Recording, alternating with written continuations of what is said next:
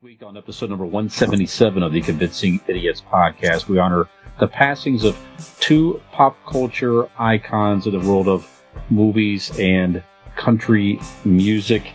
We talk about the Grammys, and is rock music getting snubbed? We'll discuss the world is evolving in weird ways, including goggles on people's heads that allows them to manage all of their apps. Will we look ridiculous in the future? I don't know. We look ridiculous now, some say, but that's okay. Hang with us anyway. That's right. And play is important. It was definitely important when we were kids. Is it important to us now as adults? Should it be important? And we're going to talk about that in our main question of the week this week. So keep listening, keep watching, and let's start the show. All right, test. Test. Call it again? Convincing Idiots. Convincing Idiots. Called it ham gravy. I informed them that I sided with the stat man, not just anyone's opinion, the stat man Brian Fisher. These kids today, Jingle All the Way is in fact the best Christmas movie of all time. I need to get Grandma a present, and my herpes is flaring up. I got it. Yo. I'm the millennial We're Santa. three friends representing three different generations. That's our whole shtick. That's our thing. Mm-hmm. Nick got the whole poop. Mm-hmm. I'm standing in the sea Awesome. breeze, holding a turd, just mightily. I'm just going hitting hats. Anyway, on a lighter note, Out there. Welcome to the podcast. Welcome to the vodcast. Welcome to the broadcast. Boys and girls, welcome to the show. This is Convincing Idiots. I am Millennial Nick. Gen X Brian. And we are currently without our resident Zennial Dean at the moment. He may be joining us, perhaps in a drunken stupor, shortly. But we will see him hopefully at some point this evening. If you have not joined us before, allow us to welcome you, the two most talented and handsomest boys on the whole show. We are Convincing Idiots. We are a weekly podcast of typically three friends representing three different generations. We discuss nerd and pop culture issues of the day and all things that we find interesting in the hopes that you will find them interesting too. If you've not already done so, feel free to follow us on all of your favorite social media accounts. You can find links to each and every one of them on our link tree.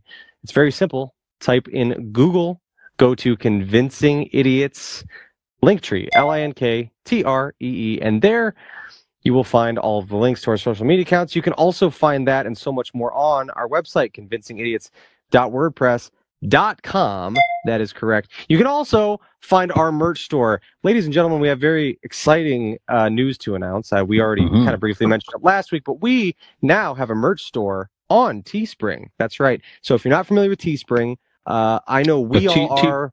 TeePublic. I'm sorry, TeePublic. I apologize. That's okay. That's both of them. Shout out combined. to Teespring, though. They've done right by us for the last couple years, and we appreciate them for everything we've done.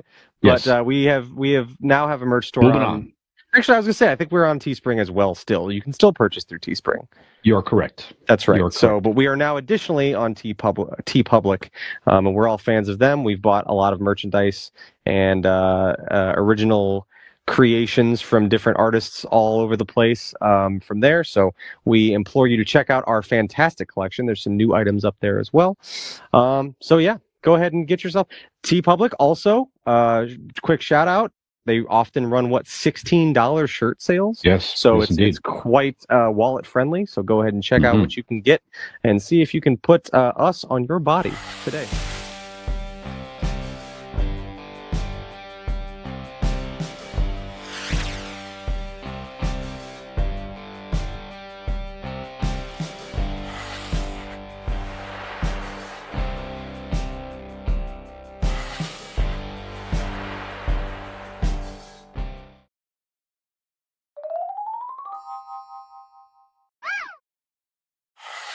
So we are back for another episode of Convincing Idiots.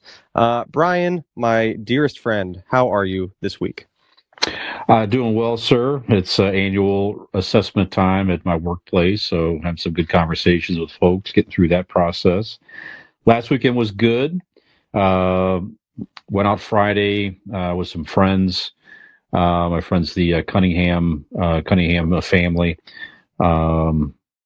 Their lovely mother passed away. I think it was 5 years ago.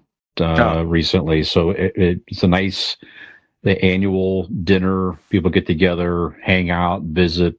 So I'm happy to be a part of that and be feel like part of the family. Hey, sir, how are you? Yeah. Yo. Well. Look who finally showed up. There you go. What's going on? Well, we were discussing that before we were interrupted by you in your sport jacket. We're just doing what's new, sir. All right. Yeah, so nice dinner locally at Sammy's in Northeast Ohio. Over there in the Talmadge, Ohio area. And then Saturday had a nice evening with Dean and Megan and Megan's dad, Ken, and stepmom, Kathy, and Jeffy. To a nice dinner at Wolf Creek Tavern in Norton, Ohio. How's the food there? I haven't been there in a very long time. Very good stuff. We used to go there frequently for beers after work, and it was like the food was always really good there. Yeah. I know it's under new ownership. I mean, it's probably been new ownership the last couple of years. Yeah, very, very exceptional burger. It was like a peppercorn, goat cheese type burger with bacon and stuff. It was very good. Then I think we got the exact same thing. We did, exactly the same dinner and drink. Like a maple old fashioned. Did you guys share plates and glasses, or did you get your own? We could have. He chewed it up and spit it in my mouth like a baby bird. Yeah, it's nice. Yeah, it was nice. Then they have a nice, cool, literally a historical speakeasy downstairs. So we went down there, hung out for a while. So yeah, it's a nice evening. So yeah, it's good. Cool. Yeah, that's it. So Nick, how are you, sir? I'm very well. I had a nice weekend as well. We Saturday, myself and a bunch of my teammates from my hockey team, we all got tickets to the Cleveland Monsters game, and we got special ticketing. It was like $65, per ticket, but you get access to this club under the. And not under the ice, but the other side of the tunnel where the players come out, basically. Cool. $65, free, all the beer and wine you can drink. They bring out food all throughout the entire time. We were 9 rows from the glass, great seats. So there's about 20 of us all together. And it was really cool. We walked down the steps. I didn't quite know where to go because we weren't on the club level. So we're looking for this, lighthouse club thing or whatever, lounge. And, so the lady goes, walk down the steps, and basically, like I said, we're 9 rows from the glass, walk down the steps and go to the left, which is the railing and the tunnel. And I'm wasn't sure what to do. Didn't know if I was allowed to go down there, but you go down there, sure as shit, there's this beautiful bar with TVs everywhere. Awesome. And leather, booths and everything. And they've got all this food laid out. So 1:00 game, it was perfect. I got to do like St. Patrick's Day early because I got to they had like breakfast out, like eggs and sauce. So I got to have eggs and beer and, all that stuff. So they had breakfast, and then the first period, second period, they had like pierogies and chicken fingers and all kinds of finger food. And then third period, they had desserts and stuff. And it was a really cool time. A lot of fun. We actually really only sat in our seats for like the first period because we were just having a fun time in the lounge. And then after the game was over, a few of us went across the street to the Irish pub and hung out there for a few hours the rest of the evening, basically, and watched the NHL All-Star game. So it was a fun time. Really, really good hangout and stuff. And the Monsters won 9-0. So quite the ass whooping that day. So, but yeah, it was good. And most of Sunday was just kind of hanging out and laying low and recouping a little bit. So good times. Very good. Nice. A great time. Dean, what'd you do this weekend or week or whatever? Welcome to the podcast. Oh, you guys already did that. Yeah, I did that. I have it written down. Good. Actually. Good. I did it right. Yep. Good. Well, like Brian said, Saturday we hung out at the Loyal Oak Tavern. Friday, though, it was Megan and I and Jeff. We went to Wadsworth Brewery. They on their Facebook they had like this. Have you guys seen? It's they have. There's a name for it, but it's Randall, to where they filter the beer through like different things, different flavors. Mhm. And there was one that I wanted to try, and then when we got there, it turns out that we were a day late. And then on the menu, they had a beer that I wanted to try. That's the next day, so I was right in between. Mm. No, but we had some beers there, and then we went over to Crafted, had a couple drinks there. That was a good night. And then, like Brian said, and we Saturday, all of us went and hung out, and everything Brian said. I'm not going to repeat it, but Tell me where you went and what you ate Right. and what you. Yeah, right. It I was want a to good see if time. your story lines up with Brian's and see if you're lying. And then tonight, the reason I'm late to the podcast is there was a reverse raffle at Guy's Party Center for the Barberton YMCA.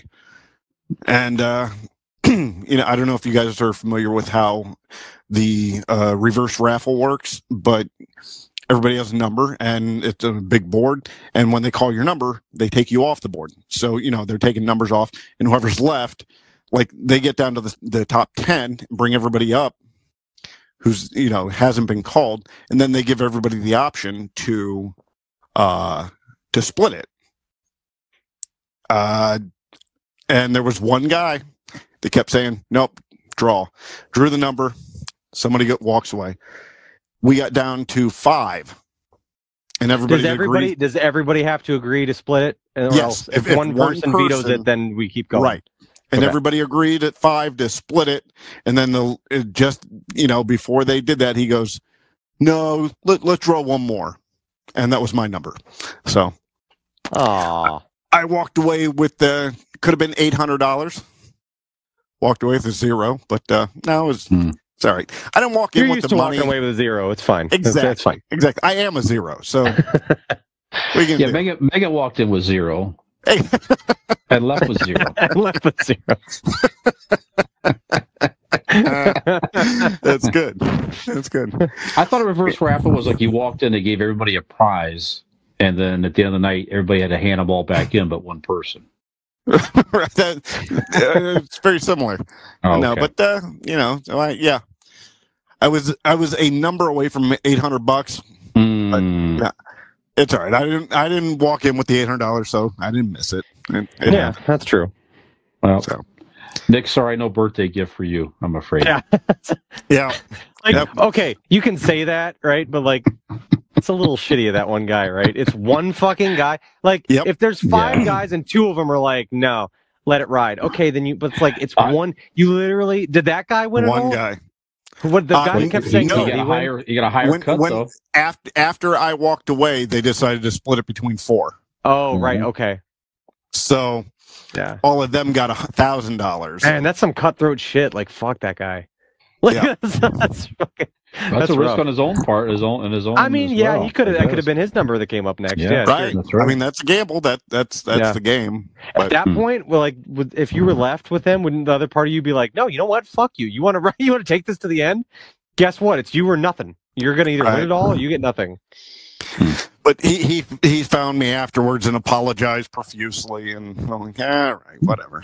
Okay. At least buy you a drink or something. Right. Did he? Well, he comes down to the tap room all the time. The motherfucker's gonna buy me a drink. Oh, I see. Okay. Or he's gonna pay double for drinks if you're working Yeah, there. it's not like it was a stranger. I knew the guy from coming down to That the makes tap it even room. more shitty. Yeah. Right.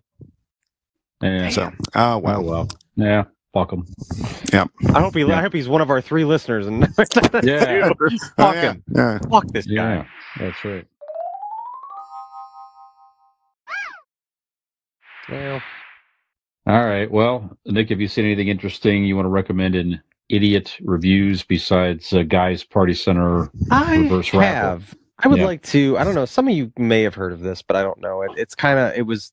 I think it had its day in the sun, like a little bit. It was kind of a short-lived TV show, but I don't know how many eyes ever got on it. But I've been watching this show that aired a few decades ago called Seinfeld, Aha. and it is Yeah. quite enjoyable, guys. This is your first Seinfeld- time, right? This is my. I mean, I've seen like bits and pieces. You've randomly of seen. We episodes. talked about it before. You've randomly Yeah. seen it here and there. And I've never, Wow. I've never, I would say not even never been opposed, but I've kind of, at different points wanted to check it out and see what it's about because it seems like something that would be up my alley. But I've just always been with partners that fucking hate Seinfeld. Like the last 2 people I've been with just hate it. So like I just don't watch it. So I decided the other day I was at work on my lunch break. I'm like, I need a new show to start. I've finished up some things. I need something that's easily digestible, to like 20-minute episode, just like a sitcom. Something. I'm like, you know what? Fuck it. Let's start watching Seinfeld. It's on Netflix. So I am on episode 2 of season 2, and I very much enjoy Seinfeld. Do you know how happy this makes me? I don't know why, like, but I'm so fucking happy right now. Yeah, it's fantastic. Like it's very good. It's what I thought it was gonna be.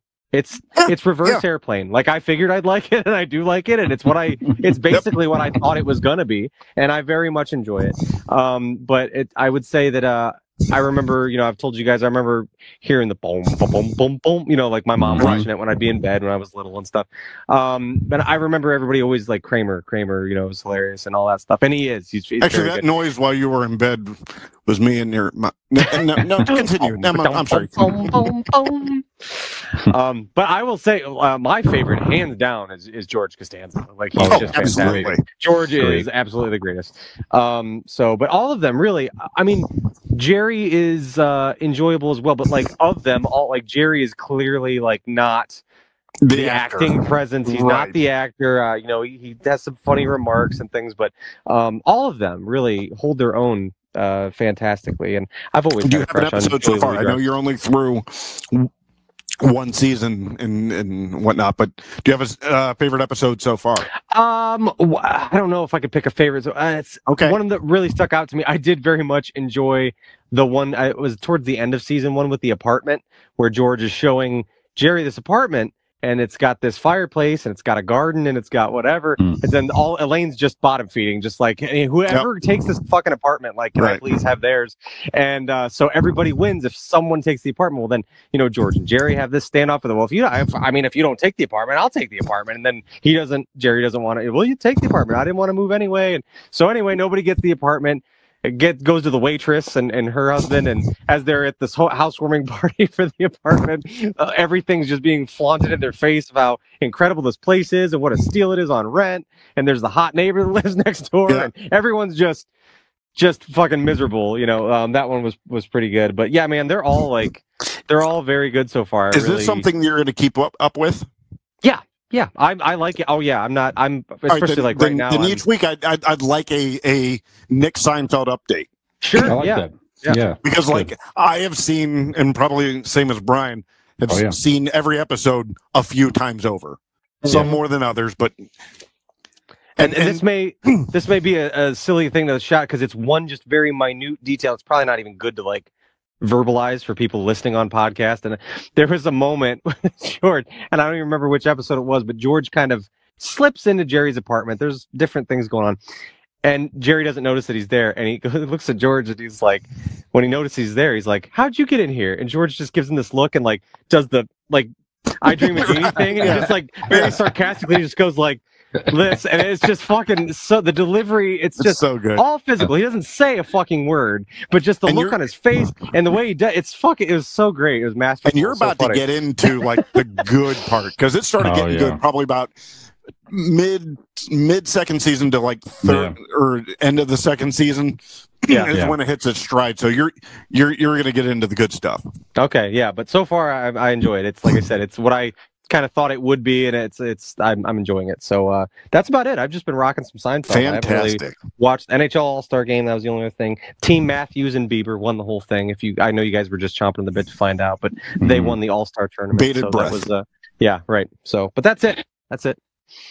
Very good. Yeah, I had the box set of Seinfeld for years. The box set has like the behind the scenes stuff. You talk to the writers. You get some deleted scenes. Yeah, it's good. You get deleted scenes in every episode, like a backstory of how the story came to be, that type of thing. So it was interviews they had shot when the box set came out. This is years ago, but still, it's pretty cool to have all the extras as well. But yeah, I love it. Good stuff. Nice. Yeah, I got the you know how they put out the magazine at the end, in the grocery stores.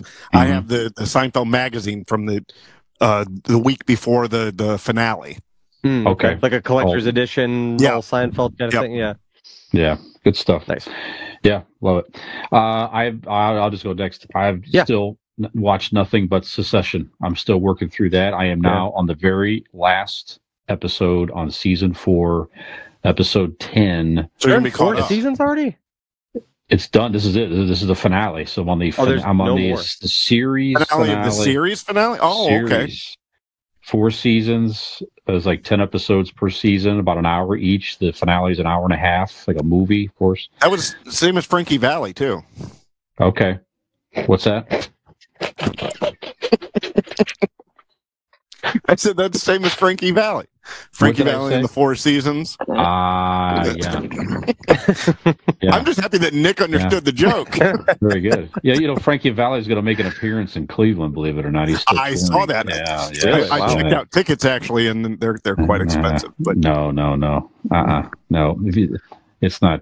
See some clips online. It's not. It's not. hey, that good. I watched Kenny Rogers and his last leg, the Yeah. third concert from the end. Okay. So I understand what watching that is like. Yeah. So I'll give you my recap of Succession next week. So I'll finish that up and Okay. find something else to move on to. Dean, how about you? May I suggest a show called Seinfeld if you haven't Yes, seen it? I will have to. I haven't watched an episode in a while. It makes me want to watch it because I just never get tired of it. If there was if you told me I had to pick maybe 3 shows, it's only television you can never watch again.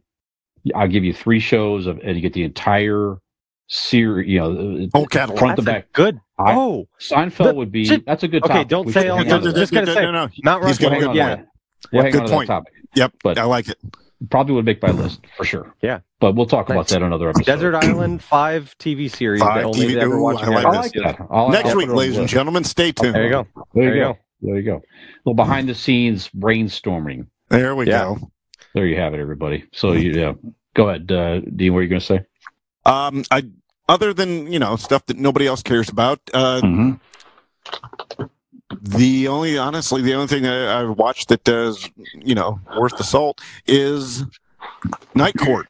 Come on, man. It is. If you like the original series, have you watched this new series at all? First, Sean Hayes I is shoving it down barely. my throat every week on Smartless, and now you're shoving it down our throat every I'm week. telling you, if you like the original series, it is just as campy and weird, and it has the same 100% the same like vibe and feel to it. If you like the original series, it is funny.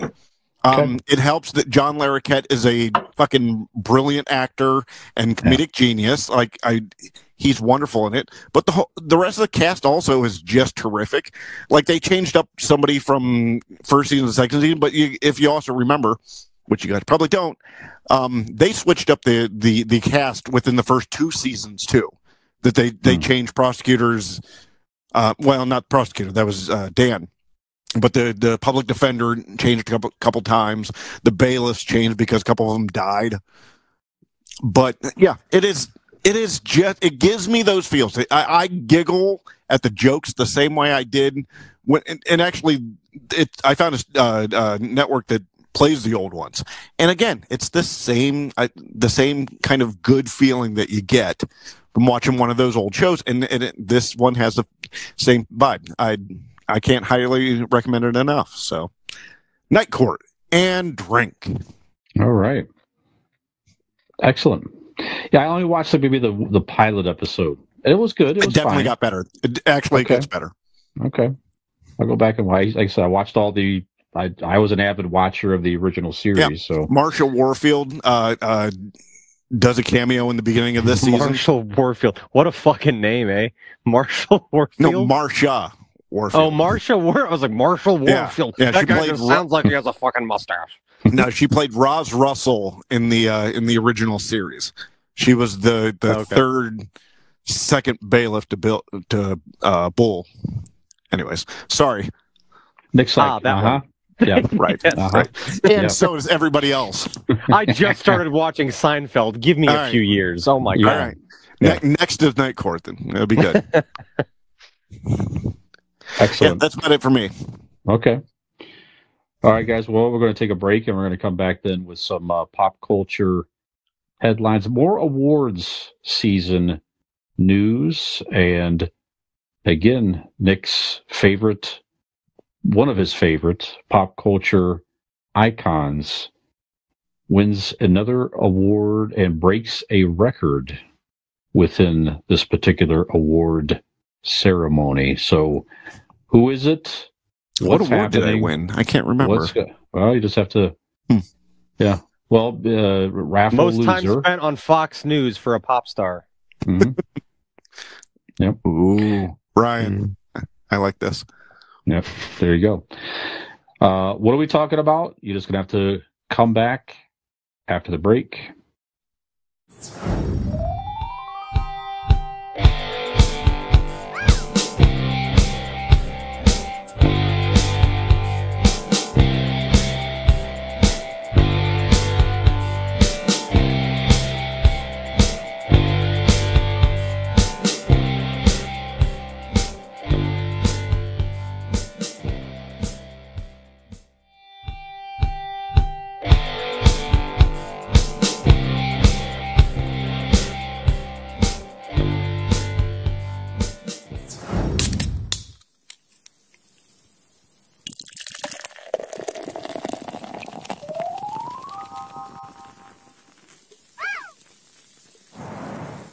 Four, three.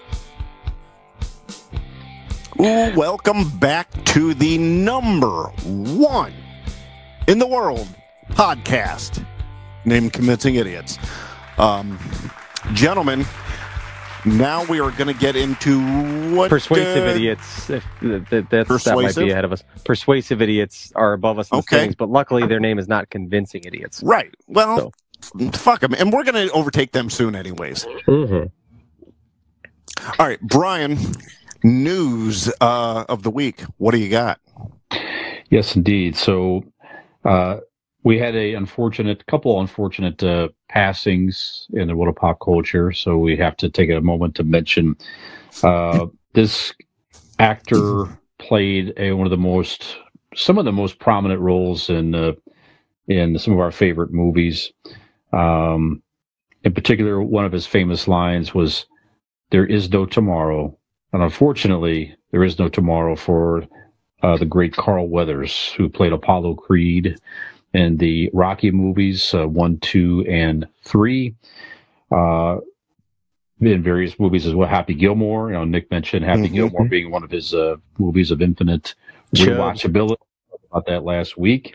Predator is great in that movie, right? And then most recently on The Mandalorian. So, and even before all that, played for the Oakland Raiders. Yes, sir. He was a professional football player in the CFL. Yep. That's right. Yeah, that's right.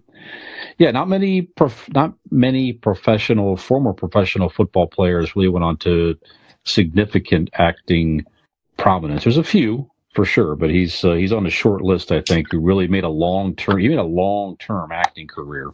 Right. And iconic. Yes, absolutely. So, I loved him in all those roles. I mean, being a Gen X guy, I mean, I grew up watching the Rocky movies in the theater.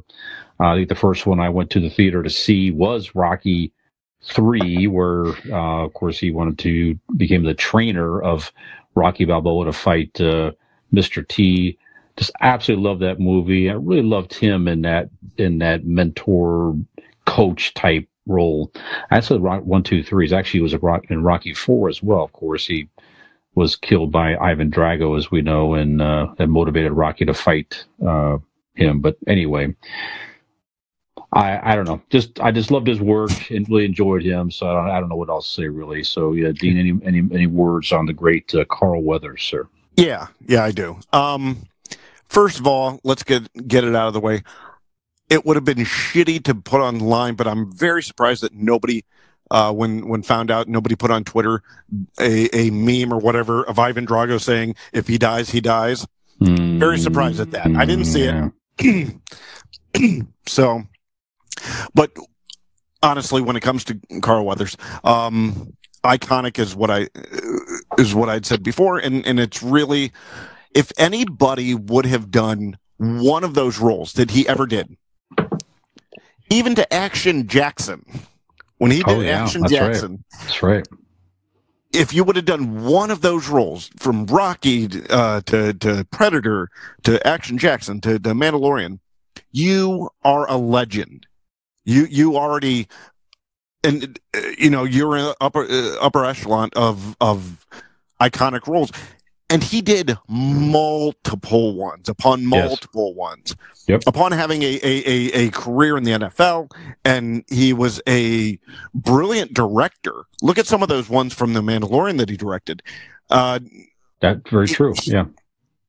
So behind the camera, in front of the camera, he was an icon. He is an icon.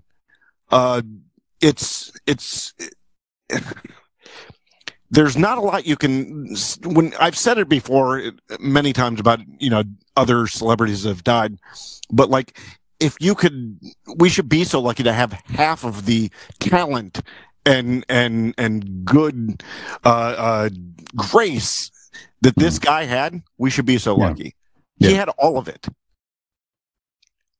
This is, unfortunately, he has passed, and he had so much more to give. The Mandalorian movies coming up that he would have been a part of, Sure. which really sucks. But when you look at a career like that and a life like that, it's more of a celebration. Yeah, that we have to think about. Yeah, what a body of work Celebrating. you left behind. Yeah, I mean, Exactly, and everything he's given to pop culture in general. We could do a Mount Rushmore of pop culture icons. And he'd have to be up in that running. Right. I agree. Nick, any thoughts on Carl Weathers? Yeah, I mean, you guys have said most all of it, but I mean, at the end of the day, then let's move on. Kind of touch on that. We would not be doing our job as a pop culture podcast if we did not talk about Carl Weathers, because, like you said, all of the different iconic pop culture movies that he's been a part of and he's had such a huge hand in. Incredible actor, great in dramatic and comedy roles. I mean, he just, like what you see, the character of Chubbs, he was just so fucking funny. I mean, in that role, and just incredible. And I remember watching, that was not that long ago actually, I was watching Predator with Oliver, and I'm like, looking at him, and you just forget what a fucking tank that guy was. He does not look out of place standing there with Arnold Schwarzenegger. Right. Like they do the arm scene, clap. Like he is just fucking ripped, I might have got a meme today with those arms. You like that? Yeah. I showed everybody at the table. They loved it. Good stuff. But yeah, man. He was an icon. Just incredible. What can you say about Carl Weathers? I mean, even in his older age, I mean, he was still in great shape. Yeah. Definitely a shock to hear that he had passed. But yeah, man, hope he's up there having a cold one with Abraham Lincoln and the alligator right now. So he's just up there, But rest in peace to Carl Weathers. He was truly an icon in pop culture, and I mean has so much. That is what we do here, and he's given all of us a lot of memories over the years and a lot of fantastic roles. So great legacy to leave behind. Yeah, absolutely. Again, not many actors have a popular character in several decades, and he certainly did. Multiple. Yeah, for sure. So, how great go back, like you said, Brian, to Rocky 3 and his motivational speech and yelling at Sylvester Stallone. It doesn't get much better than that when you're talking about those kind of movies, like that inspirational, powerful, in depth, like in your soul, like yelling and like what he brought to that shit, man. So amazing. So good. Yes, Stallone said that if he can go back and redo Rocky 4, he wouldn't have killed Apollo. He would have, let that character carry on. It would have been nice to see Apollo continue that coaching and mentoring, even in the Creed movie with his son, perhaps, in that role or something. But yeah, and arguably the greatest of all the actors, the greatest scene of running down a beach in 80s shorts and tube socks of any actor. Right next to that, maybe Stallone. So you haven't seen the one with Nick and I doing the same thing. Well, before you make that judgment, Brian, wait to see our. Wait till you have all the information, please. Yes, I would like to see you guys reenact that scene with Stallone. Oh, we have. And yeah, okay, I want to see it. Absolutely. We recorded on beta. We'll show you later. I like it. It might get 18 views on YouTube or something like that. Yeah, very good. Slathered with batter number 11. Ah, yes. That was the outtake. Call back to last week.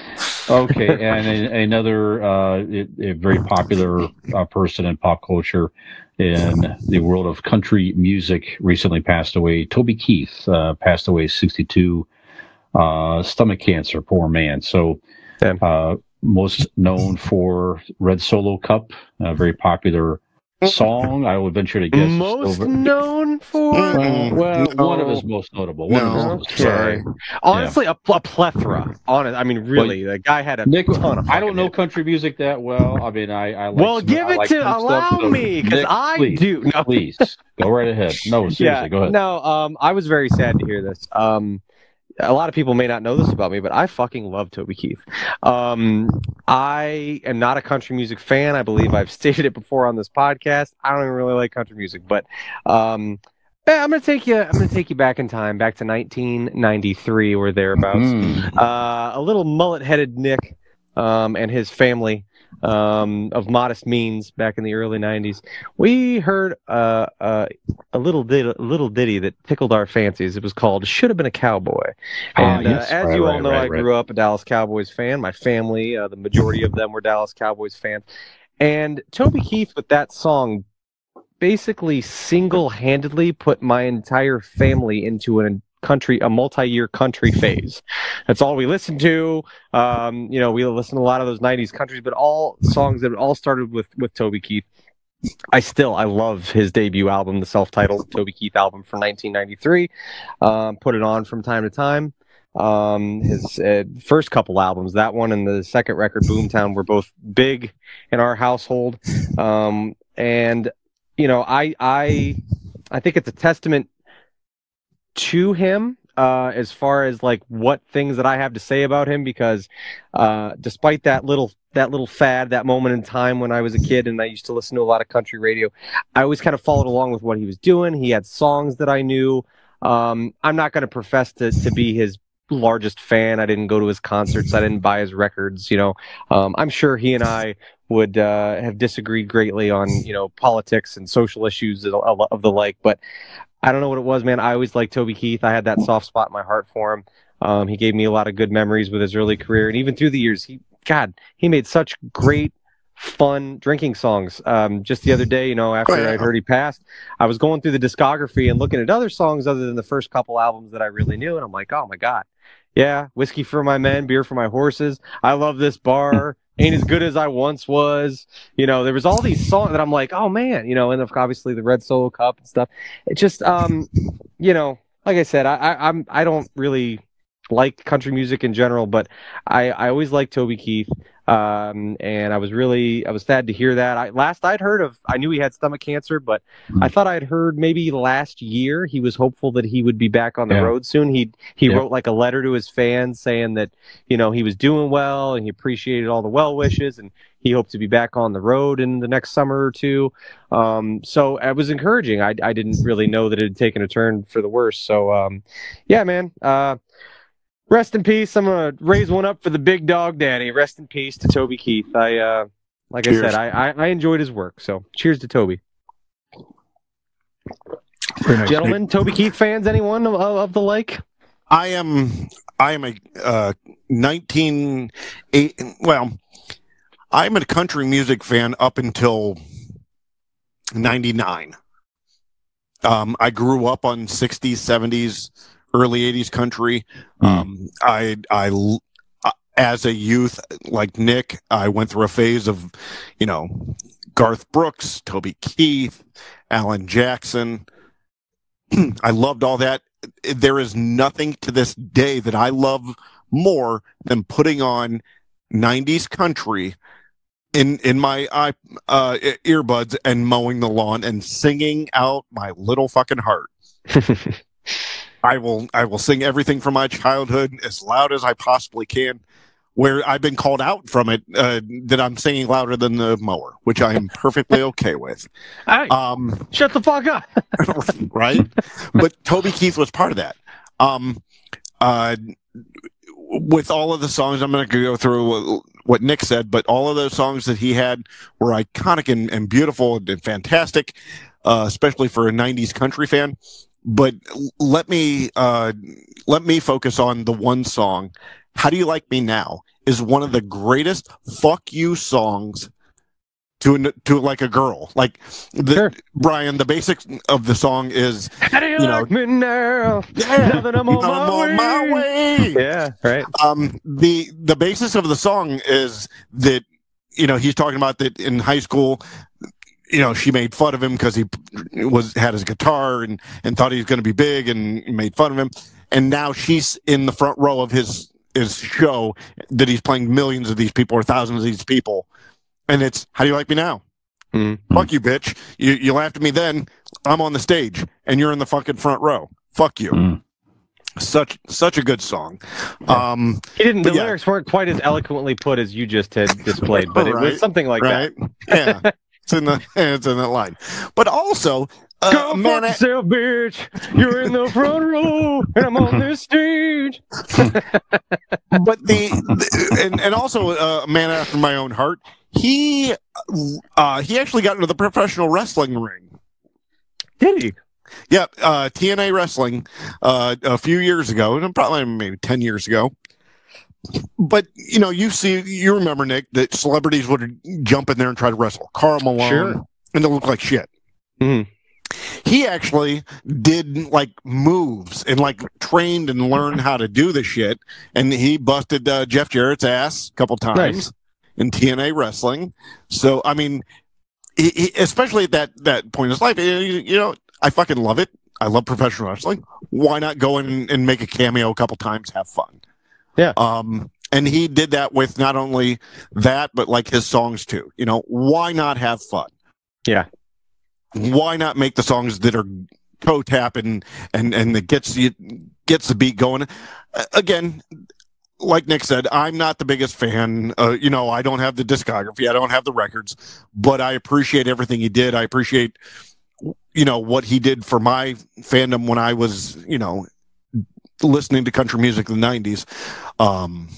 And to this day, let's go ahead and start the mower, and I will sing my fucking heart out to him. So, hell yeah. Rest Excellent. in peace, Toby Keith. There Yes, you sir. go. Yeah, I'm not much of a country music fan in general, but knowing some of those songs you mentioned, that to me is more of country music that I would prefer versus some of it's basically almost like rock type music these It's days. boy band shit these days. Yeah, I like the more traditional sounding voice and music and all that. That was his thing. So that's good stuff. So yes, rest in peace. We should all figure out a perfect time, and we all should agree to fuck the Conway Twitty, like a specific song, and put our like swatches where we click the time. And we all start fucking the Conway Twitty. You guys, Yeah, sure. Sure. Brother, I've been doing that for years. Your sister begs me to stop, but I'm like, no, this is me. This is what you signed up for. It's me and Conway Twitty. Another synchronized Twitty session. That's right. Yeah, synchronized Twitty session. I like that. Yep. Find that shirt on I like it. Yeah. If you're alone, so be it. You just got to go with it. Yeah, Yep. yeah. Wherever you're at, you just got to do it. I think synchronized Twitty session should be a new shirt design on our website. That's throw it up there. Yep. Spring Tea Spring, Tea Public. It's all of them. All of them. Check it out. Yep. Okay. Well, speaking of music off of Toby Keith, the Grammys, gentlemen, was this past weekend. Did you watch the Grammys at all? Anybody? I did not. Yeah. Dean? I was going to, but I was too busy. Like, I Googled Blake Insurance, and I really went down a rabbit hole. Oh, you can get sucked in there. You really can. Yeah. And I found out that Blake Insurance is an area insurance agency located here in Barberton, Ohio. They provide auto, home, renters, and business insurance with honesty, decency, and affordability. Voted Erie best new insurance agent of 2024. Named Blake Insurance. Erie Insurance is above all else in service. You want to call 234-571-5359 or visit BlakeInsuranceLLC.com for your free 5-minute quote today. And when you do, tell them, how do you like me now? How do you like me now, Mr. Aaron Blake? Find insurance from you today. Yeah. I'm going to get flagged here if you keep going. Yeah, it's good. It's too similar. It is. It's good. Yep. Sorry, Brian, go ahead. That's all right. Now, Aaron could use that jingle for small royalty. Yeah, absolutely. Fine. Yep. No, but I'm not going to go through all the winners here, but some of the notable winners. The record of the year, which is basically the single song of the year. Miley Cyrus won for Flowers. So I didn't watch the Grammys, but the hairstyle's a thing. Her hairstyle looked very like 80s looking, sort of. Yeah, big hair. I don't know. It's definitely big hair and unique dress that she wore. It looked like really. She was constantly had a giant fan blowing at her. Hair was just. I saw some memes out there. They had a picture of Miley Cyrus next to Zool from Ghostbusters. Kind of the similar look, with the hair and the bodysuit looking thing. Yeah, absolutely. I can see that. Yeah, sure. Album of the year, Nick Taylor Swift. Dana's not here. Midnight. Just shitty music. There you have it. That's the fourth time she's won that award, which is an all-time Probably too record. few. Probably too few, for being honest, but okay. Yeah. Could be. I don't know. So, and then she announced a new album that'll be coming out, I think, in April, if I'm not mistaken. Taylor Swift. Touchdown, America! Huge. Yeah.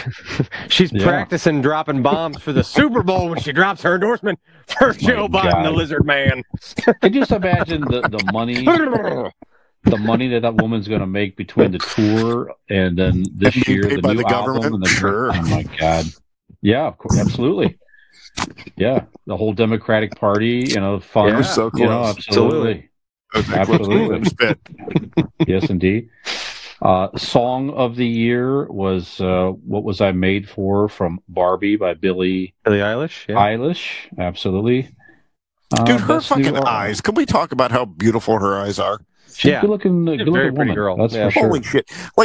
She got a beautiful face and everything else, but those eyes, holy shit, man. Wow. Yeah, and she's wearing more womanly clothing these days too, Billie Eilish. That's right. Very, very beautiful woman. Best new artist, Victoria Monet. Best pop solo performance, also Flowers by Miley Cyrus. Best duo and group, Ghost in the Machine by SZA, featuring Phoebe Bridges and a few other things here. So, what are the two girls doing? What's that? SZA? Yeah. SZA was actually one of the trivia questions that we got right. Yes, that's right. Yes, that's right. Yes, indeed. What does Brian and Dean like to do when nobody's around? SZA. And you don't see the fucking rock or metal awards, which is a fucking shame, but I'll give a shout out. Metallica won for best metal performance for 72 Seasons, their new album, which is actually quite good if you have not listened to Metallica. Wait a minute. They don't televise.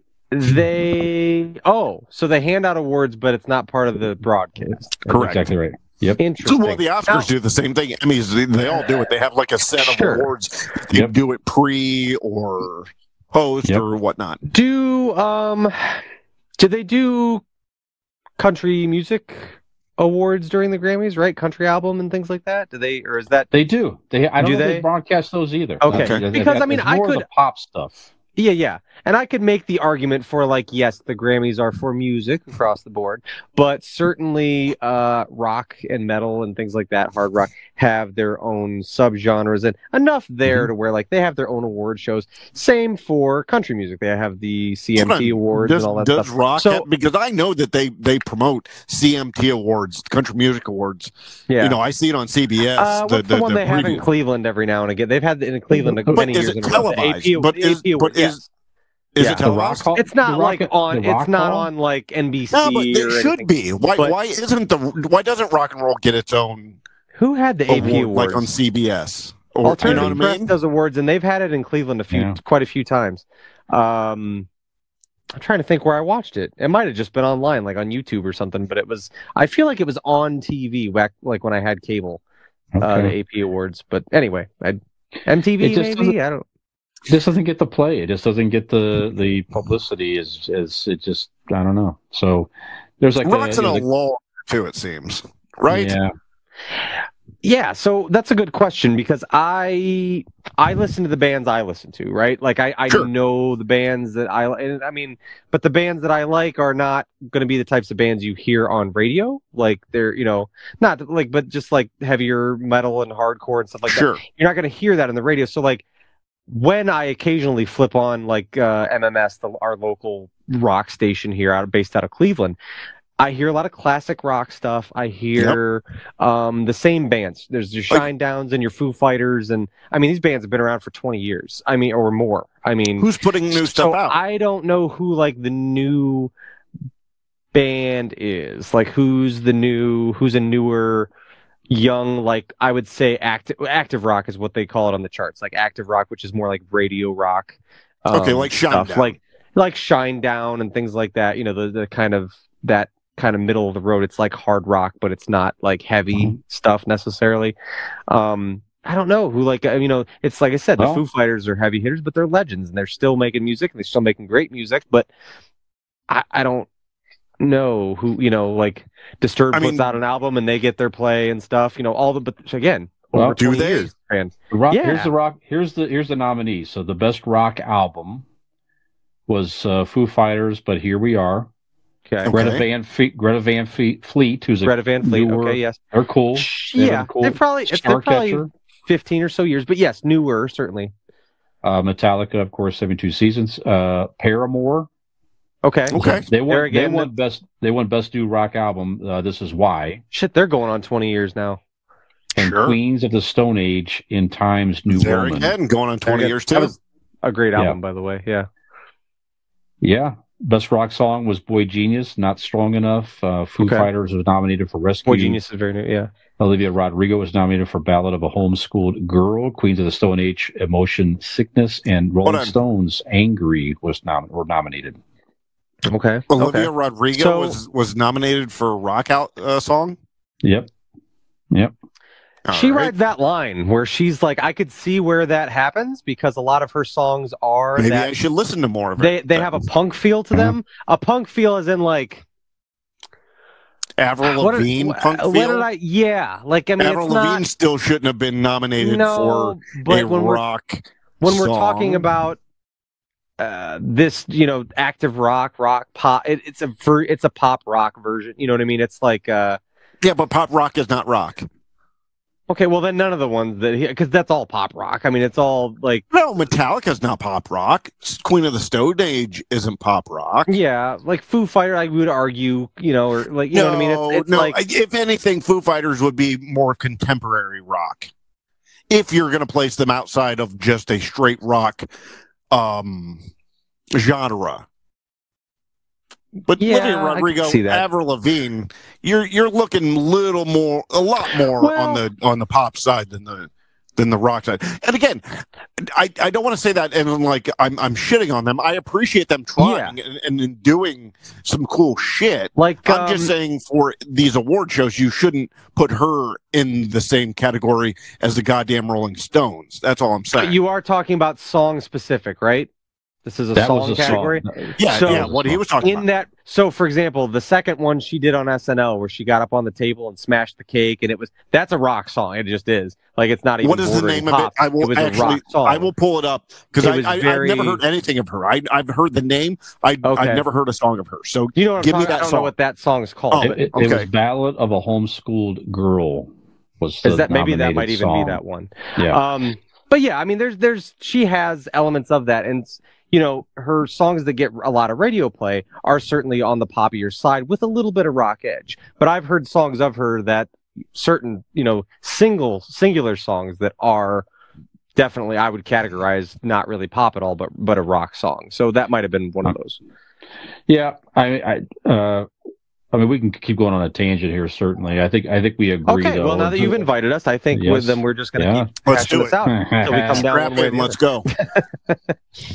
No, it's just with the Grammys. It was cool to see the Pop Music Awards. It would just be nice if there was some play, Sure. even on a separate, record it, put it on a separate broadcast, put it on a fucking another network if you want to. But Right. it'd be nice to see the other, even like the rock you can even do it categories. online. Yeah, do something. Do something, because it's another way to introduce new music to other people who are rock fans that may not be familiar with some of these artists, and that's how that keeps going as well. That's where it's just tough to maintain and have a big career in rock anymore. I don't know, but anyway, It ebbs and flows. All music ebbs and flows, Brian. Yeah. It will. I remember in 1999, it kind of with kind of the rock rap thing. You know what I mean? Even a little before that, with Godsmack, was that kind of the starting up the peak, because the hill started up there, right? And then it's just down. I mean, all genres of music, I think, do that. Pop Sure. stays similar because, like, it's popular amongst everybody. But I think rock will get another surge in 3, 4, 5 years. yeah, we'll see. Even rap doesn't get as much play on the Grammys either, frankly, for that matter. Yeah. There was a guy that got arrested after the round. I don't know if you saw that or not. There was a rap artist Yes, that I won saw a few that. awards, got arrested, and Right. escorted out in handcuffs from the Grammy. Little ceremony. Killa or something like that. Right. That's it. Yep. Yeah. Killa Mike or something Killa. Yeah. I'm hip. I don't think Killer Mike would have got arrested, but maybe All right, Little Killa would. I don't know who Little Killa is. I know who Killer Mike is.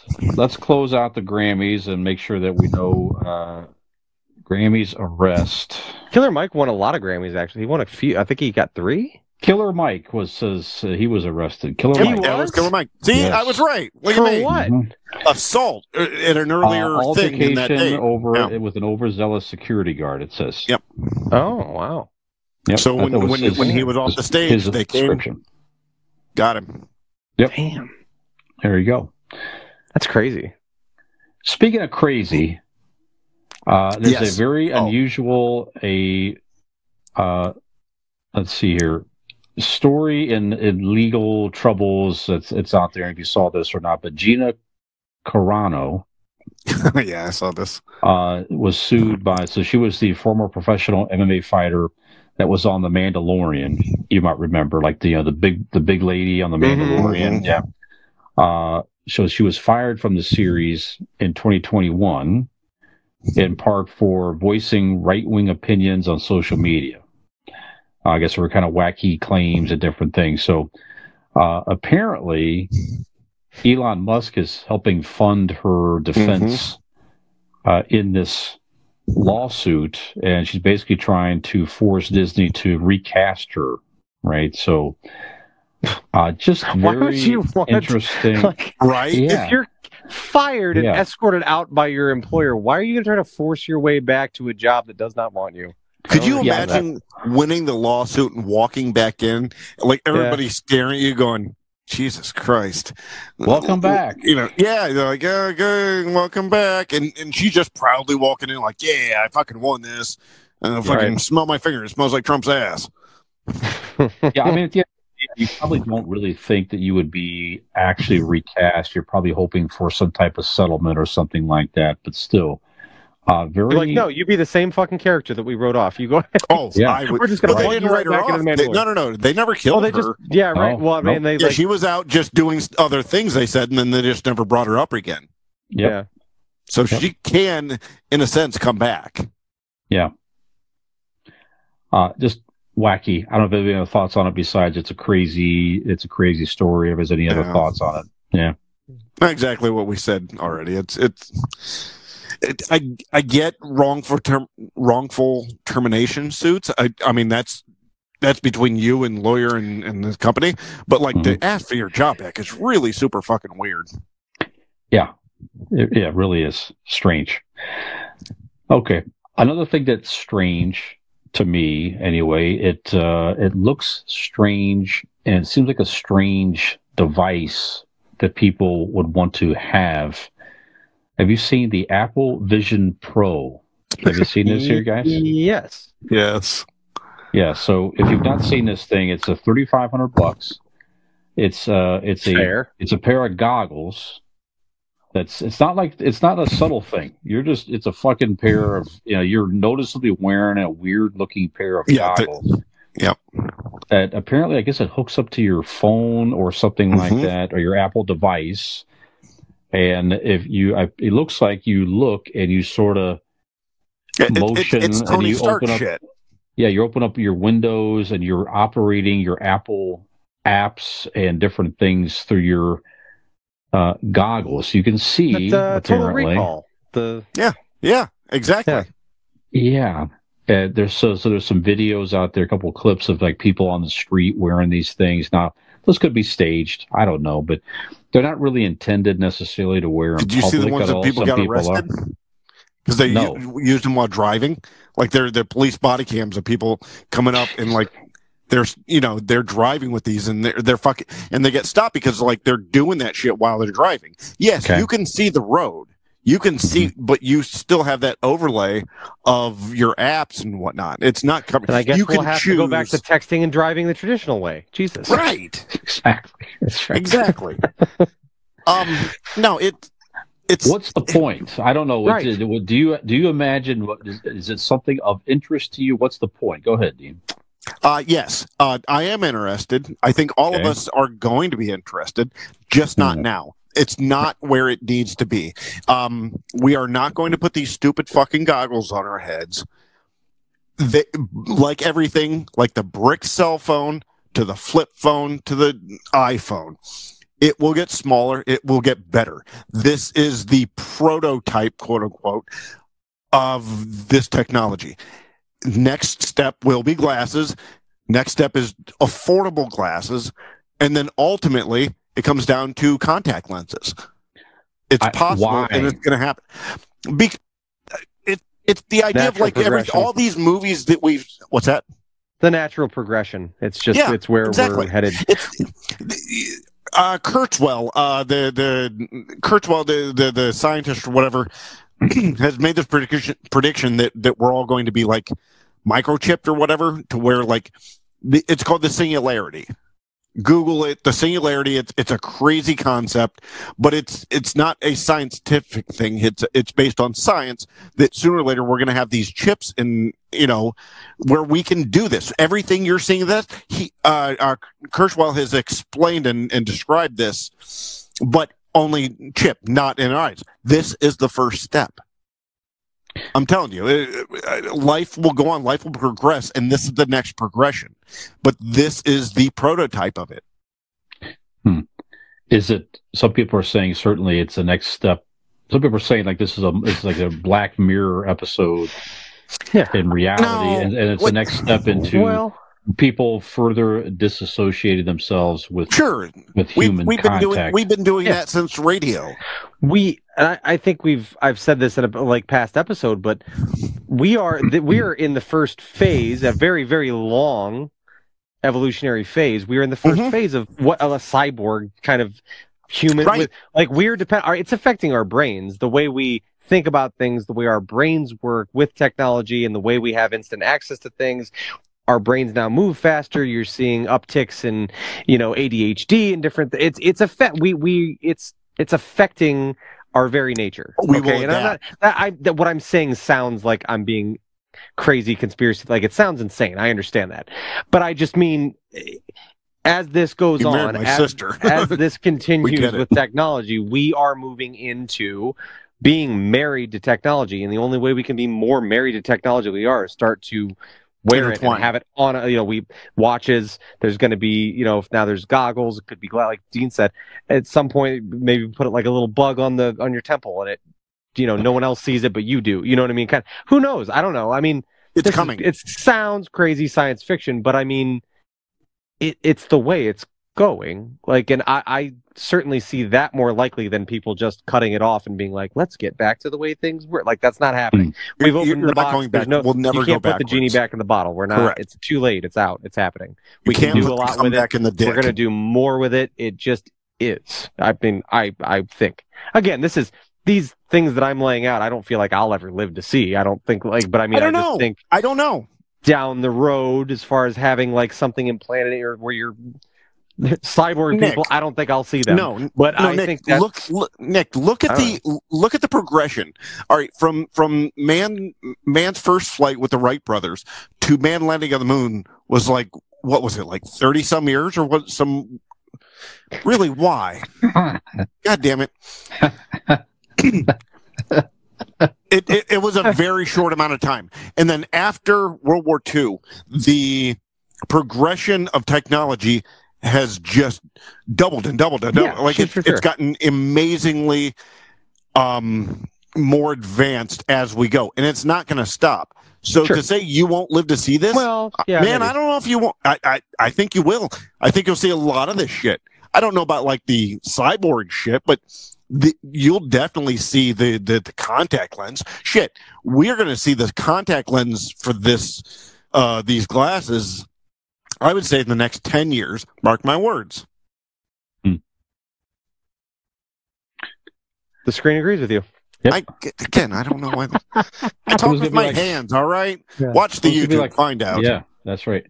I need to hear Zennial Dean say titty meat. Hold on. Let's mark this motherfucking calendar, because that might be the first time Brian said it. Yep. That's future Brian. That's cyborg Brian. Oh, Cyborg Brian said it, not regular Brian. Right. Okay. No, my apologies. I'm regressing. Yeah. Well, that's true. As technology advances, your mental state will regress. I don't believe that either. That is ebbs and flows of life. I mean, we are to me, man. We are no. I mean, yeah. If you're going to be yelling at clouds, right? But I mean, everything was scary before it was a thing. TV was going to be the downfall of society, and it wasn't going to last. They probably said it about the radio. They probably said it about the fucking print when they got mass printing capabilities. Every progression is scary to the society behind it. I guess in some respect, maybe motherfuckers would at least be looking up versus staring at the screen, walking down the street and walking on the road. There you go. I agree with you both. Yeah, we're becoming more advanced, but we're dumber. We can't do shit like we used to do. We don't know how to do anything. We don't know how. If that collapses, we have nothing. We don't know how to do shit. We cannot survive. Okay, but that's society, right? Yeah, but that's why when people say, "Oh, like," but at the same time, we know how to use the tools to help us. But if the tool goes away, we're fucked. I mean, like I said, I agree with you both. I see both sides of that. Yeah, you make it more efficient to live most of the time. To live. Yeah, you got to make more efficient to listen and watch garbage. I feel like, you know what I'm saying? I don't know. But that's just one of them. I mean, Brian, you're taking everything, everything that's on video or audio, and you're breaking it down and calling it garbage. But there is a lot of like useful informational videos and things you can listen and watch that can help and learn and teach. You're taking the fucking Kardashians and putting them over this big, you're blanketing society with that idea. There's a lot of stuff that you can learn and watch. I have learned more things like, all right, history, for example. I've learned more shit after high school than I ever did in 12 years of going to school. Man. And that's probably reading, watching. It's because they didn't teach you everything. They couldn't. I mean, timing wise. But the idea of that everything's garbage, I don't think it is. I think everything's garbage. People choose to watch. But if you choose to be educated and we're learn venturing things, out this of our is going to be control, good. Though it's not even about what you choose to watch or intake. We've talked about it a lot. Like it's outsmarting us for some people. Like people. But like there's going to be a point though where you won't be nobody will be able to distinguish. Like they can make visual and audio versions of people saying and doing things they never did. I mean, like it's going to get to the point where it will be impossible. And then we're all sucked into this vortex if no one knows what's real and what's not. I mean, I don't like, again, we're getting fucking like out there, but sure. Down the road, like this, it's dangerous shit. And it's not good. I don't think. I mean, it's not, it could be, but I'm just saying we've seen society. The point to doomsday is hasty. No, I mean, but we've seen society already the way it's gone. You know, the way it's just deteriorated, the way that it's being online and all this shit, like, it's going to get so much worse. It's gotten worse the last 10 years. It's gotten worse the last 5 years. Do you know one of the worst years in society was 1968? 1968, there was wars going on. We had civil rights leaders killed left and right. There were riots there was riots on the street and all that. Every year seems dire. We'll get through this like we did then. It's all relative. Or maybe we won't. That's right. We'll see. Or maybe we won't.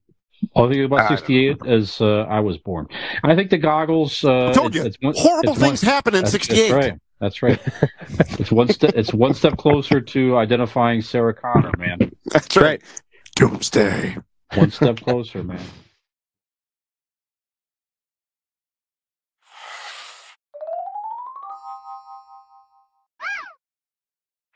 Okay, well, maybe one thing, guys, who might watch through our futuristic goggles, maybe it's a new sports app. By the way, I want to give a quick shout out here. I am wearing, if you're watching this on video here, the hottest NBA team, by the way, right now, the Cleveland Cavaliers. We are in Northeast Ohio.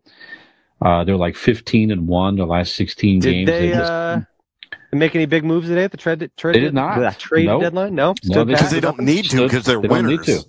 Yeah, they stood pat, and they've become the number 2 seed in the Eastern Conference behind the Boston Celtics. So I'm going to give you my number 1 seed.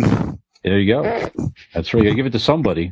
Which at best is like 15 amongst the field, but whatever. It's like soup dribbling down an old man's chin. I don't like that visual. Brian, please continue. I don't think about it anymore. So we recently talked about the recent NFL playoff game between Kansas City and Miami was only shown on Peacock streaming. And Dean said, well, why don't they come up with a new NFL app, like a new sports app or something? Well, there's steps being taken now for a new sports app to launch. So out of nowhere, quick announcement just this week. Come find us on Balls. That's right. Yeah. Streaming for free. Yeah, absolutely. Anyway, from the athletic.com. Streaming down your chin. See? I'm upset, Nicholas. Let the man talk. He's trying to get off the subject. You keep bringing it back. Ah. I like balls in the chins. I'm going to hunt you down with the fucking futuristic goggles. God damn it. Go back and make this Roman soldier goggles. That's right. That's right. I'll come back and be like, to Dean, your clothes, please. Like, yes, absolutely. I've been waiting for you to say that forever. Wow, that's all it took. Wow, look at this. ESPN, Fox, and Warner Brothers Discovery are combining to create a streaming service in fall of 2024. There's not much known about it. There's no pricing yet. There's no content that I've seen. Do you have something on this I don't have? 40 to 50 a month. Oh boy, that's insane. Is what I heard. But that is also okay. But think it's like a tier of cable TV. You're getting, what do you say, Fox? So you're getting you're getting the Fox, ESPN, the Fox, FS, Discovery, the Fox Sports, whatever. ESPN, Discovery. I thought there was another one in that. Just sports. Well, see, ACC. So subscribers have access to linear sports networks, including ESPN, ESPN2, SEC, ACC, ESP News, ABC, Fox, FS1, FS2, BTN, TNT, and TBS, yes. True TV, and ESPN Plus. It also be bundled with Disney Plus, Hulu, and or Max. Yes. So that's like, yeah. So it depends what you get. Depends what the bundle is. We've right? not seen a price for, and I think that's a speculated price. Like I've just heard. You're right. I've not seen you're that correct. Written anywhere. It's speculated. You're but yes, okay. When you're bundling, let's say you're paying a little more for a service, right? But you're getting everything conveniently packaged for you, and it's a smaller version of cable. Like for me, and if you could, so big hockey fan, I have ESPN Plus. 85% of hockey games are on ESPN Plus, whatever. Okay, but there you go. Some are carried on TNT, some are on NHL Network, some whatever, and you have blackout restrictions. If you can give me something that just negates me having blackout issues with these games, and I can just which is so pay fucking a premium archaic. price and watch them gladly. I've been waiting for something similar to this. My ideal scenario is something comes along and is like a la carte. It's like, you pick, we're going to give you, here's a price range. Let's, we're give you 15 channels or this or that for this price range, or, 25 to 30 for this. And, something like that where you pick, what do you watch? Pick what you watch, leave out what you don't, something like that. So this is kind of cool because it lumps a big chunk of streaming things that we already have, but you don't have to have cable to watch Fox. You don't have to subscribe to Disney, ESPN, Hulu. You don't have to separately get, there's Warner Brothers and all that stuff. Like if it's all brought into one package conveniently for you. And I mean, realistically, if I cut the things that you just said, I'm already saving probably $25-30 a month. So if you give me that for 40 or 50, yes, am I paying you a little more? Yes, but am I getting convenience? Am I getting no blackouts? Am I, if they can make it, user friendly and easily accessible, I'm down for it. Like, I'm willing to pay for a good product, and I think most people are.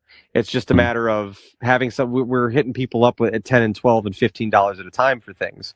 So this might be like kind of a new take on that. Bundle a bunch of stuff together. You subscribe to all of them at once, kind of thing, and still cheaper than cable. So I mean, I don't know. I'm interested. I'm encouraged. I hope this is the next step towards something more feasible for people, a little bit easier, to get by with.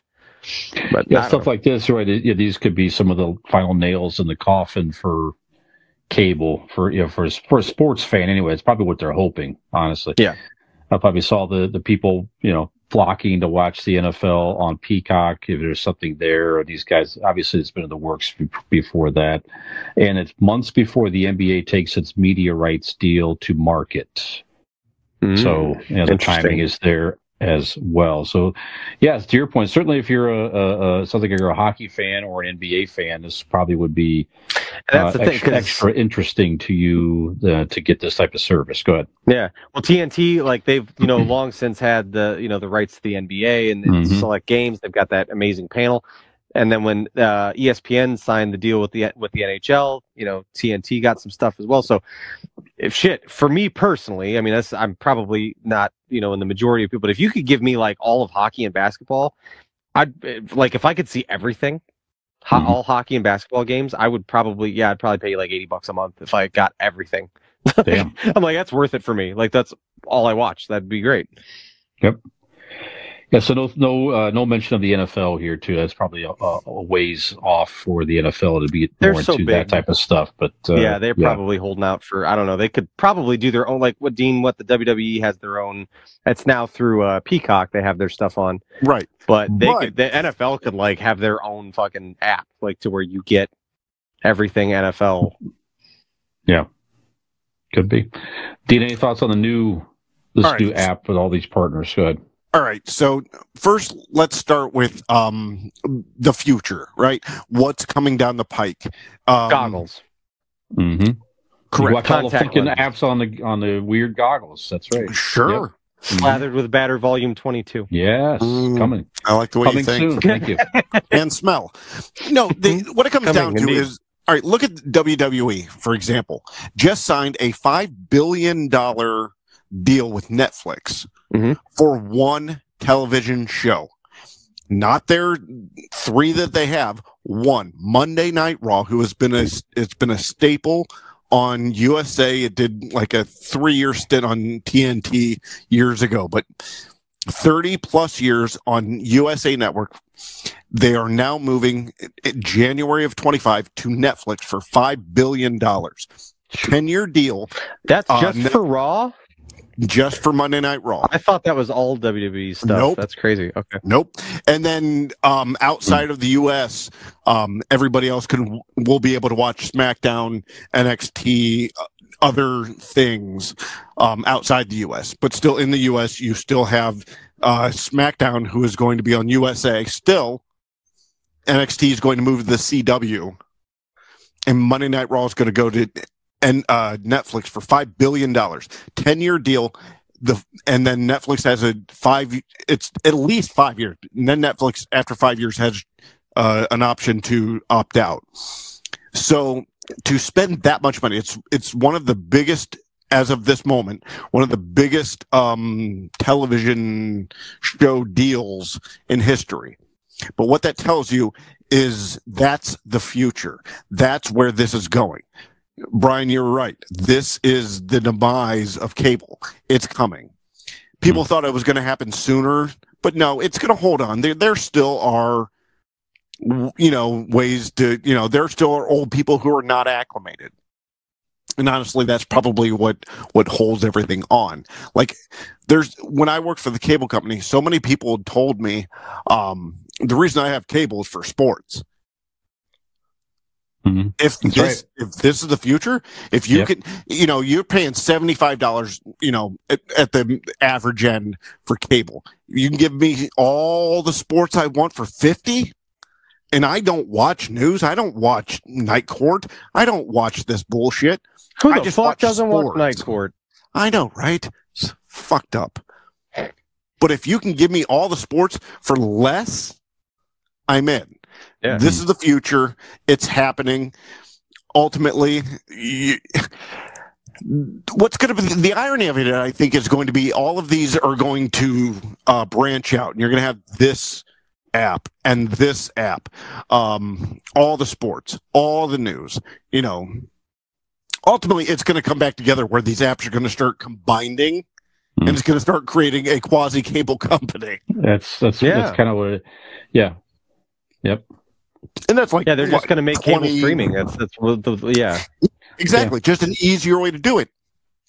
Which like now I can get my cable on my phone, because I'm still a holdout because I love watching the news like an old man. I love watching the Browns on network television and Monday Night Raw as of now on USA Network. So I still have cable. But I can watch on my phone. And I think the cable companies understanding that. So sooner or later, the next step is just like the Netflix moved from sending out DVDs to people's houses to streaming. The next step is the cable companies understanding that and creating some sort of synergy with somebody somehow or on their own to do what the sports thing you're talking about is doing. It's the future. Yep. That's good. That's the thing where you could order a high def antenna, indoor antenna for $20, and we could get your network stations right inside the house. You can't? No. I went through fucking 2 of them. When I was trying to decide to leave cable and go to something else, I went through 2 different ones of those stupid fucking antennas, and neither of them worked. So, I can tell you. Could be. I may try that. It's horseshit. Okay. Good luck. Yeah. I can give you my old one. It's in a box somewhere because it's horseshit. Okay, well, we're going to hold off on the collective review of that until the guy that couldn't figure out how to plug in his new headphones says that he couldn't work the antenna. We'll see if anybody else could work the antenna. These dials are small, and you don't understand. Like up is it's just weird. Yeah. Yep. Very complicated. Why they gotta put so many buttons on the clicker?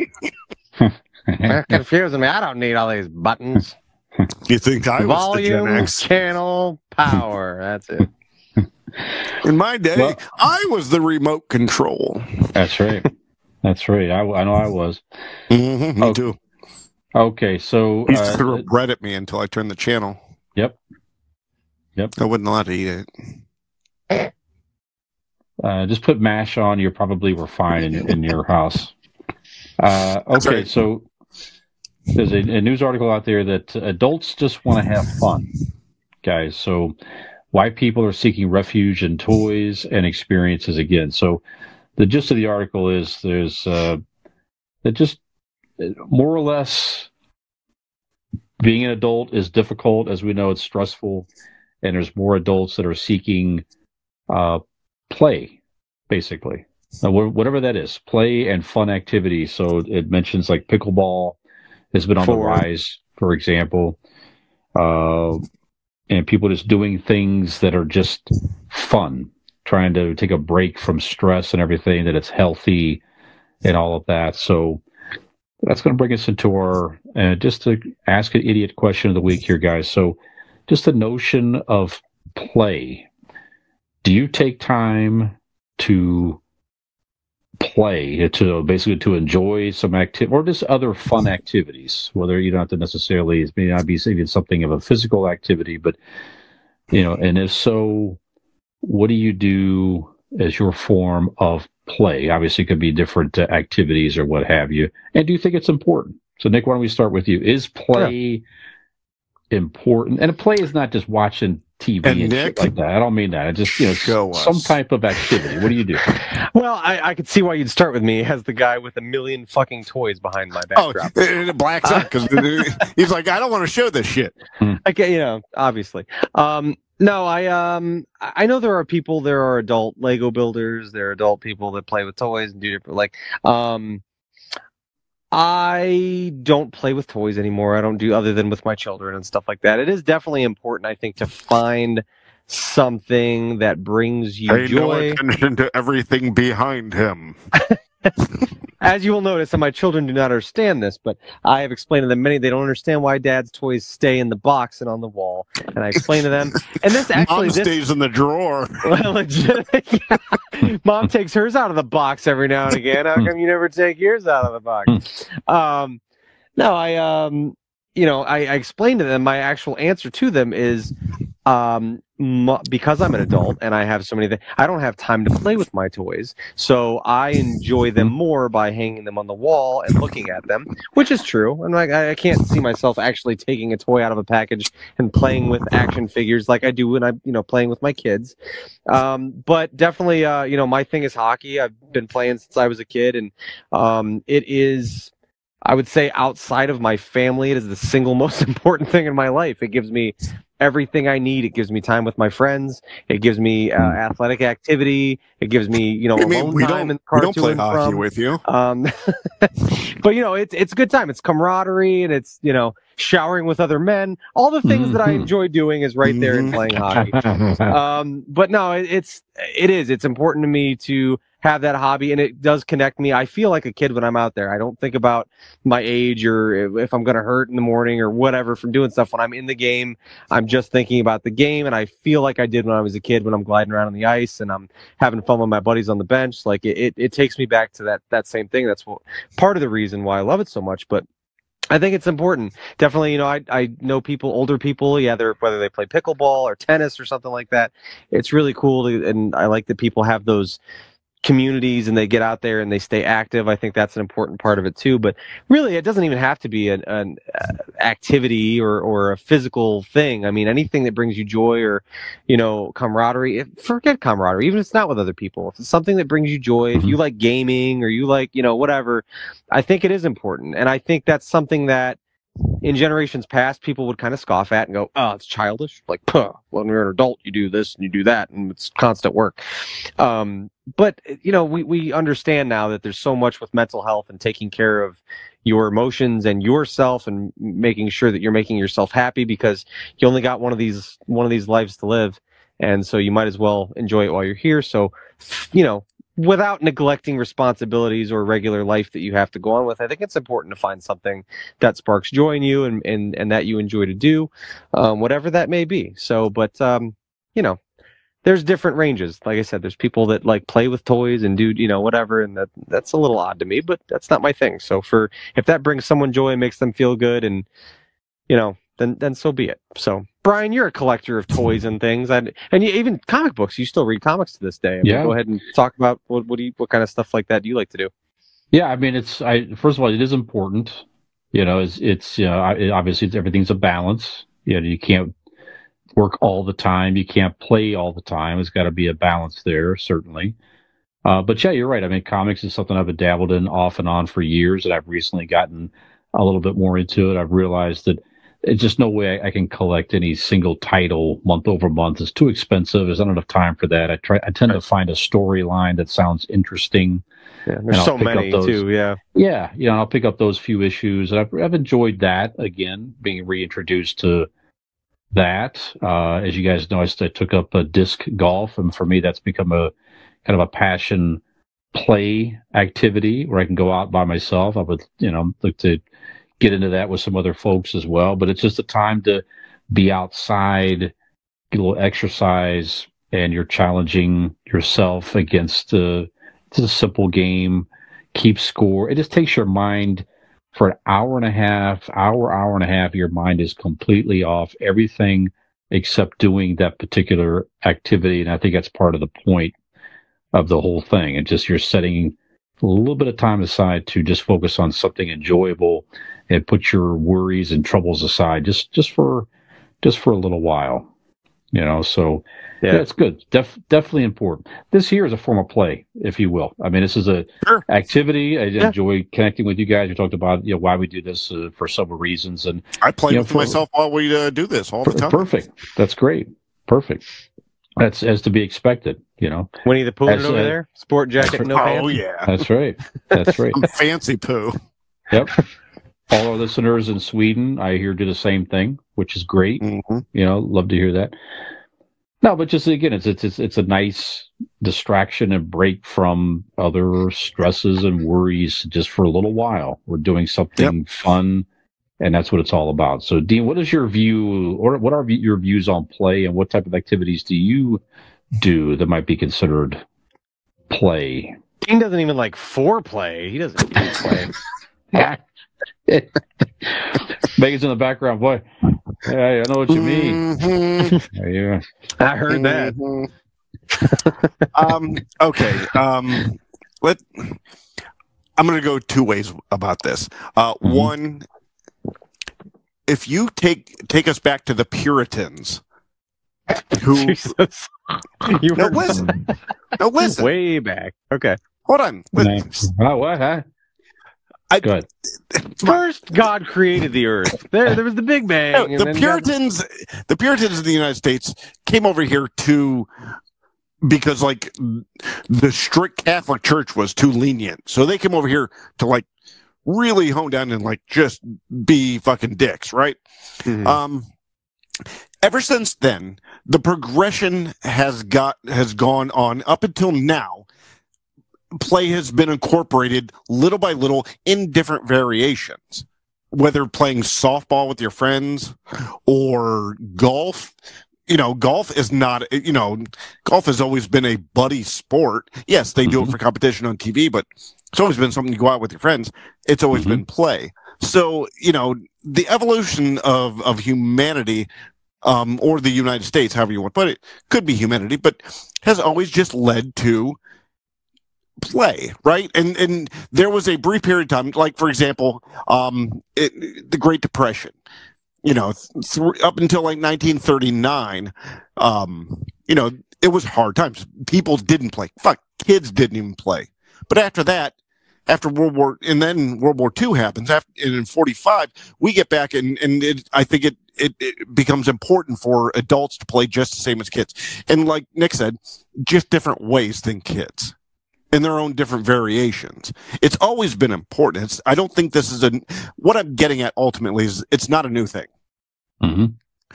That might be more specific to like toy collecting and that. Like, correct, I know that's us. correct, like, but it's just a different variation, it, right? Yeah, right.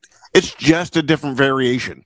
But FDR collected stamps, and to him, that's play.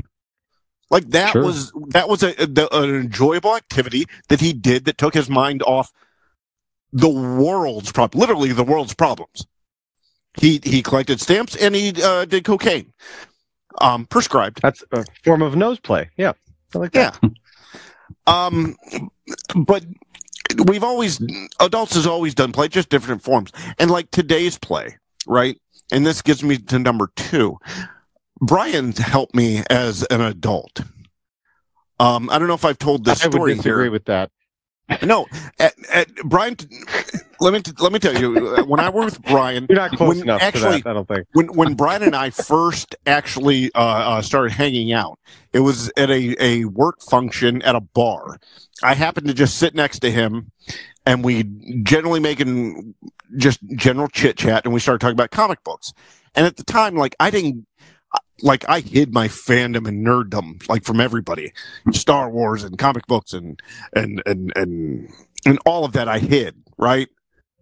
I was closeted into my nerddom. And I'm talking to Brian and he's like, oh, just open and oh, I like this and I like this. And I'm like, yeah, I like that too. And that's where we, start up the conversation. And it honestly made me go, shit, I don't have to I can be wear this like a quiet about badge this. of honor. Yes, I can. honestly, Right. yes. Brian honestly helped me to become the nerd that I am, and I can't thank him ever enough.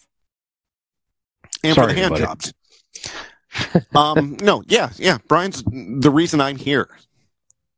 Oh, well, Yeah, take that for exactly. what you will. Emails, letters, postcards, Yeah. hate mail, all send to him. Yeah. It's his fault. But yeah, so yeah. As an adult today, I have embraced, in as you can see in my background, before that, all right, Homer I've had for a very long time, but everything else I would never have had out in display, in pride with it, if it wasn't for Brian.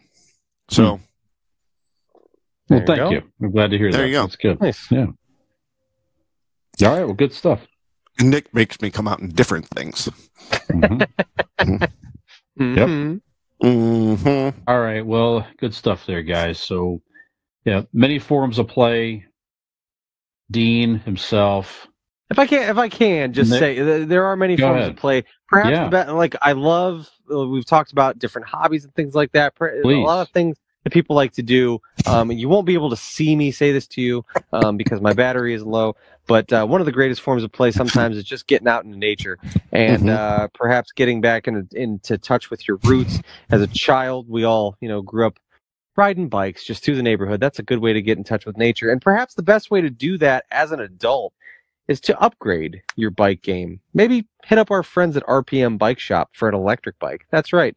Go to their Facebook page and see for yourself. Just search RPM Bike Shop. You can also go to their website, rpmbikeshop.com, or give them a call today at 330-808-7792 and let them know that you are looking to perhaps find your own form of adult play today with RPM Bike Shop in Carrollton, Ohio.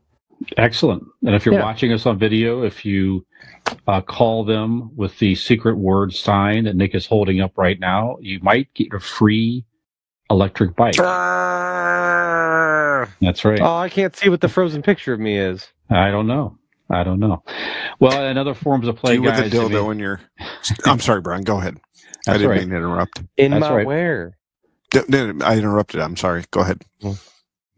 Well, you had forms of play, comes, there's different things you could do to relax and take your mind off of things. And some people, to get their mind off the daily troubles, might get a tattoo, if I may. It could be a form of play for some people, right? So if you're looking for that form of relaxation and entertainment, check out our friends at Golden Heart Tattoo in Norton, Ohio.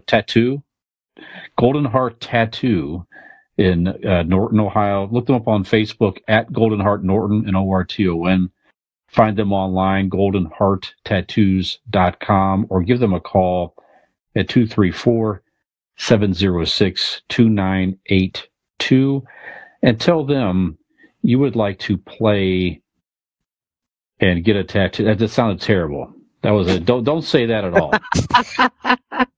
Just say Greg. Hi, Scott. I want to play.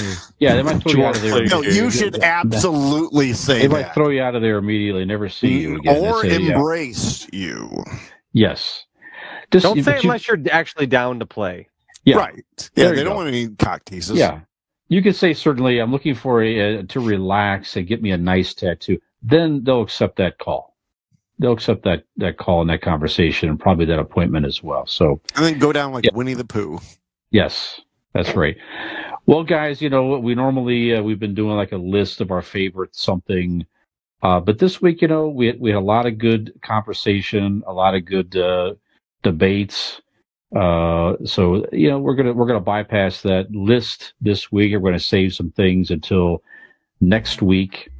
So that's it. So we're just gonna wrap it up here. And Millennial Nick, we can't see you, but we can hear you. We can still feel the excitement. We can feel the energy. So good. Can you I love kindly?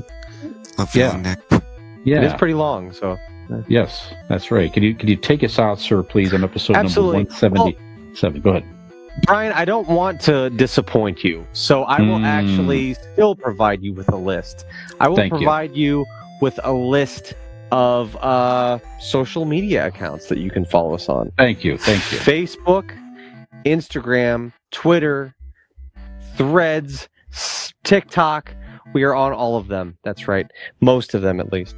You can find links to all of those conveniently on our link tree. So go to Google and type in Convincing Idiots Linktree, LINKTREE. You can find us on each and every one of those links there. You can find that, including our brand new merch store, which I mentioned off the top of the show, at our website, convincingidiots.wordpress.com. So without delay, please head on over there, check out the new stuff we got, and support the podcast in any way that you see fit. Or don't. We'll love you all the same anyway. So, for this episode of Convincing Idiots, I am the invisible Millennial Nick. Oh, I'm the Zennial Dean. Gen X Brian. Have we convinced you to join us for yet another riveting episode of the world-famous podcast Convincing Idiots?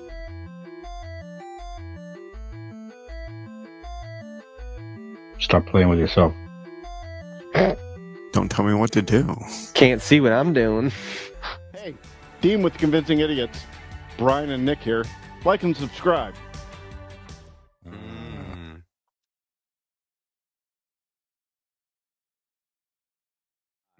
4, 3. This week on episode number 177 of the Convincing Idiots podcast, gentlemen, we honor two great. I fucked up. All right, one more time. We don't Sorry. have time for this. I know. Our batteries are dying. I know. Yeah. And thinking about it, you were so close. Give us a this week. Give us some pounds. Yeah. Some There is no tomorrow. That's right. Yeah.